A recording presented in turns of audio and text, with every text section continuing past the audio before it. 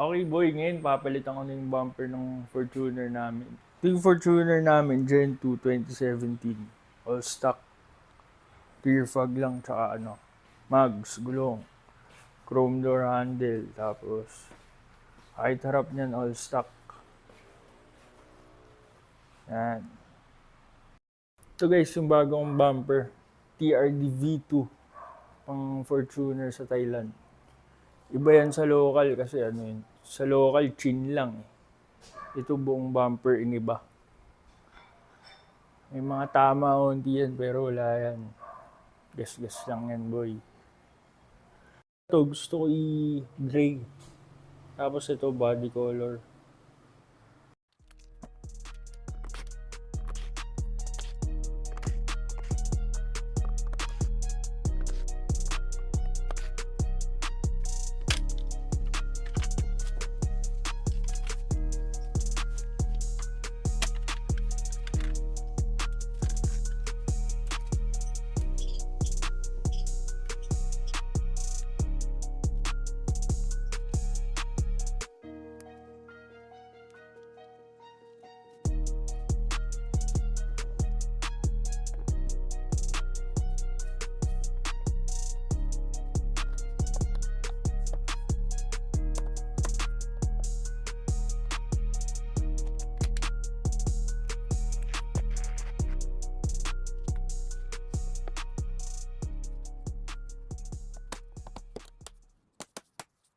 So nakabit ko na siya, okay yung fitment niya kahit surplus lang.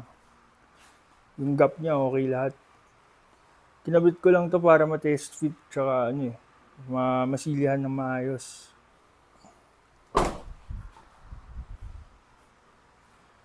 Ang bagay, mas maangas.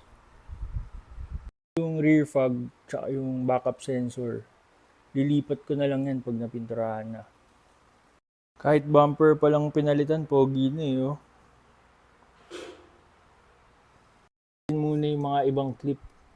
Kasi kailangan ko gamitin yung auto eh. Gagamitin ko muna ng ganito.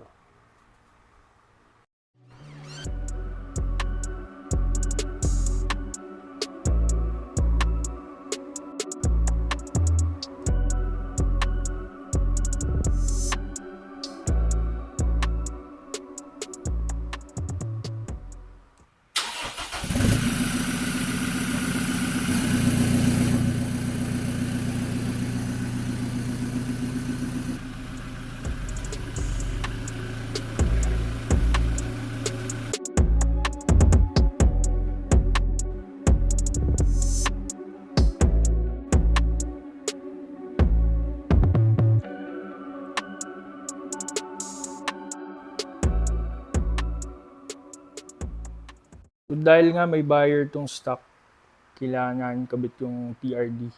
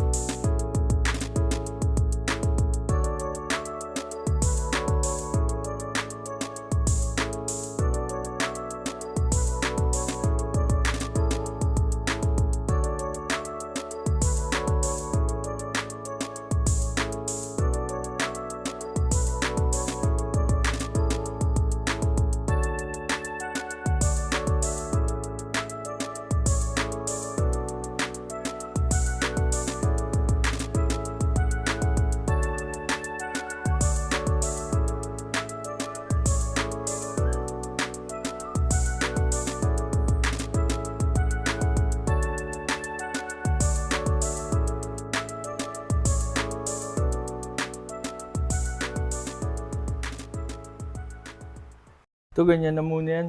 Kulang-kulang muna. Okay naman siya eh. Tapos dito may bangga.